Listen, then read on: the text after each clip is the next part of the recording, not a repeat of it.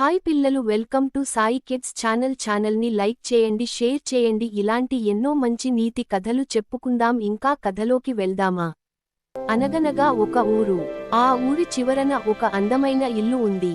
ఆ ఇంటి వంటగదిలో గడియారం టిక్ టిక్ మనే శబ్దం తప్ప మరేమీ వినిపించట్లేదు.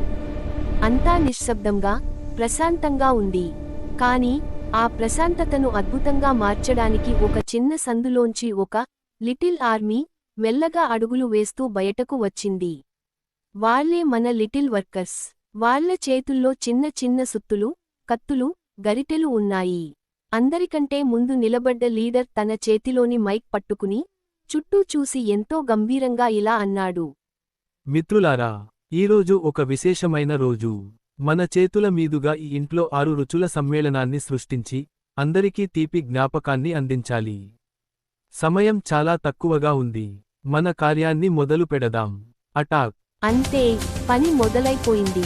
ఒక పక్క 5 వర్కర్లు కలిసి ఒక పెద్ద బెల్లం గడ్డను సుత్తులతో టాంగ్ టాంగ్ అని కొడుతున్నారు. అది చూస్తుంటే వాళ్లకు అది ఒక పెద్ద కొండను పగులగొడుతున్నట్లే ఉంది. మరో పక్క 3 వర్కర్లు ఒక పెద్ద మామిడికాయ మీదెక్కి చెక్కుతూ ముక్కలను కిందకు విసురుతున్నారు. అప్పుడే ఒక ఫన్నీ సీన్ జరిగింది. ఒక వర్కర్ ఒక చిన్న మిర్చి ముక్కను భుజాన వేసుకుని వెళ్తుండగా ఆ ఘాటుకి అతనికి గట్టిగా తుమ్ము వచ్చింది. హా హా హాచ్చూ అని అతను తుమ్మగానే ఆ మిర్చి ముక్క ఎగిరి పక్కన పడింది. అది చూసి మిగతా వర్కర్లు భయంతో అటు ఇటు పరుగులు తీశారు.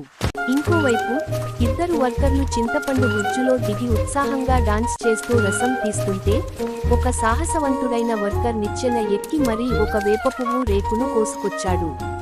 చివరగా లీడర్ ఒక పెద్ద మట్టి కుండ దగ్గర నిలబడగా వర్కర్లందరూ తాము తెచ్చిన 6 రుచులను తీపి, పులుపు, చేదు, కారం, ఉప్పు, వగరు అందులో వేశారు.